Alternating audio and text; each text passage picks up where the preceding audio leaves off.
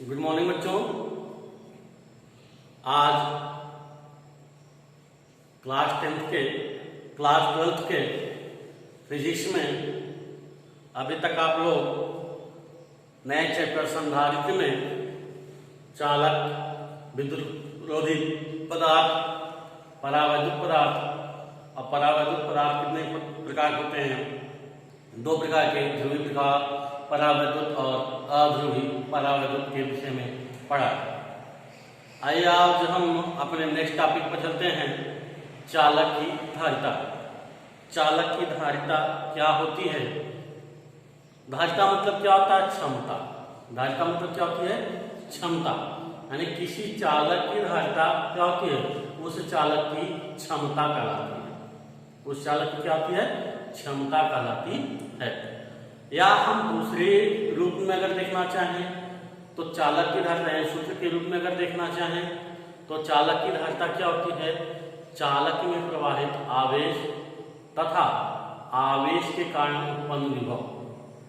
चालक में प्रवाहित आवेश और आवेश के कारण क्या होता है? प्रेरण का नियम बनता है और उस प्रेरण के नियम के कारण विभव उत्पन्न होता है। तो उस विभव के अनुपात के बराबर होता है। यानी इसे C से व्यक्त करते हैं। किससे व्यक्त करते हैं? C से। C क्या होता है? कैपेसिटर। क्या होता है? कैपेसिटर। इसको कहते हैं C मतलब क्या होता है? कैपेसिटेंस। सॉरी, C का मतलब क्या होता है? कैपेसिटेंस। Q क्या है? आपका आवेश है। V क्या है? विभवांतर यानी विभव है। ठीक है, तो क्या हमने बताया? किसी चालक की धारिता चालक में प्रवाहित आवेश तथा आवेश के कारण उत्पन्न विभव के अनुपात के बराबर होता है। इसे किससे व्यक्त करते हैं? C से व्यक्त करते हैं। इसका मतलब क्या होता है? कूलाम प्रति वोल्ट या फैराड कहते हैं। क्या कहते हैं? फैराड कहते हैं। तो C इक्वल टू क्या हो जाएगा? Q/V। ठीक है, अब बात आती है चालक की धारिता तो हमने निकाल लिया, लेकिन यह चालक की जो धारिता होती है, किसी भी चालक की धारिता, वह किन किन बातों पर निर्भर करती है?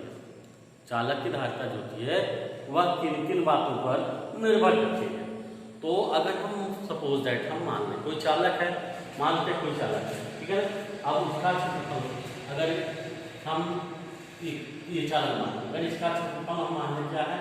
A, ठीक है ना, और ये किसी परावैद्युत पदार्थ के यानी के परावर्तन पदार्थ में रखा गया है, तो क्या होता है? जब इस चालक को हम आवेश देते हैं, क्या देते हैं? आवेश देते हैं, तो आवेश देने के कारण क्या होता है? इसके इलेक्ट्रॉन गति करने लगते हैं। जब आवेश दिया जाता है तो इसके इलेक्ट्रॉन क्या करते हैं? गति करने लगते हैं।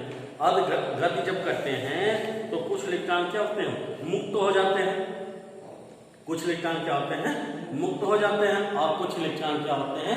वहीं बने रहते हैं। तो उस चालक के मुक्त होने के या बने रहने की क्रिया में क्या होता है? प्रेरण की क्रिया होती है। कौन सी क्रिया होती है? प्रेरण की क्रिया होती है। और जब प्रेरण की क्रिया होती है तो वहां पर क्या उत्पन्न होता है? विभव उत्पन्न हो जाता है। क्या उत्पन्न हो जाता है? विभव उत्पन्न हो जाता है। तो आखिर में यहाँ पर क्षेत्रफल पड़ा है, उसके आवेश का उत्पन्न विभव है और परावैद्युत पदार्थ है। तो कहने का मतलब चालक की धारिता जो होती है उसको प्रभावित करने वाले कारक क्या होते हैं? क्षेत्रफल के कारण किसी चालक की धारिता पर क्या प्रभाव पड़ता है?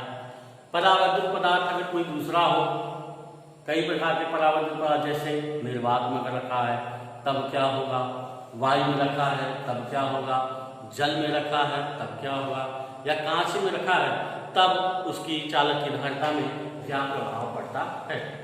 तो उसके लिए क्या होता है हम देखते हैं।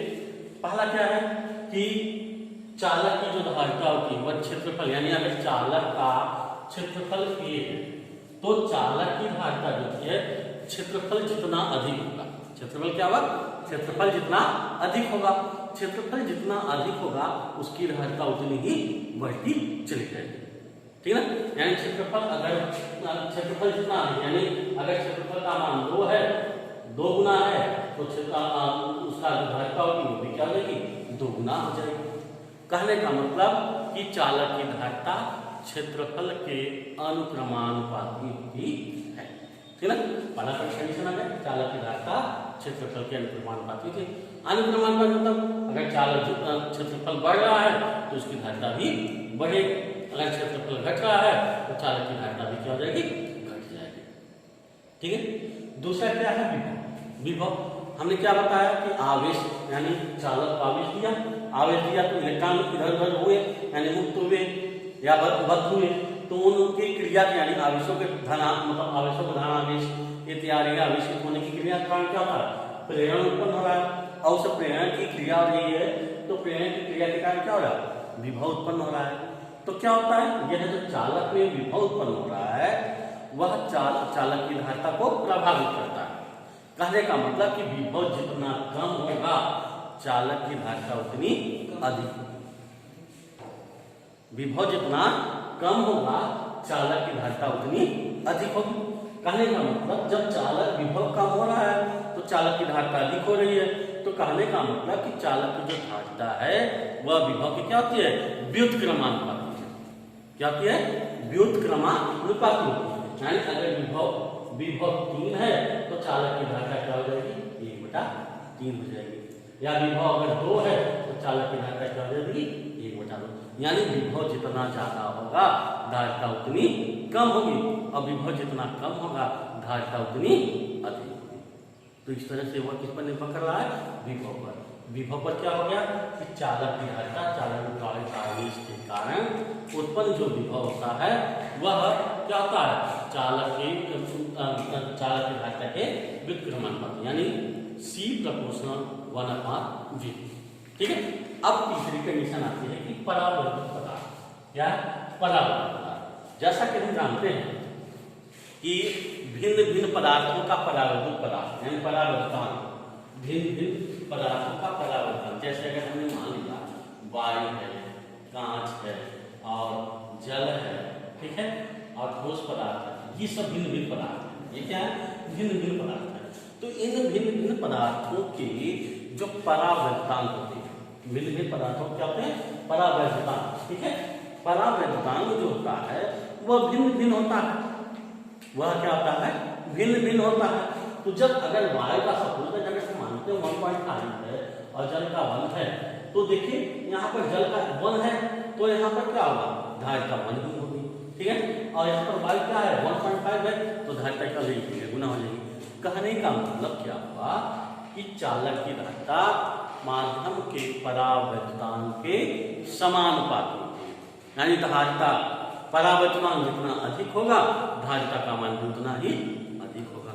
अगर परावर्तन का मान कम होगा तो धारिता का मान भी क्या होगा, कम होगा। ठीक है। तो आई होप आप इस चीज को समझ चुके होंगे। जो चीज न समझ में आई हो आप कमेंट बॉक्स में कमेंट करके वह क्वेश्चन पूछ सकते हैं। तो कल हम आपको पढ़ाएंगे विलगित गोलीय चालक की धारिता। ठीक है।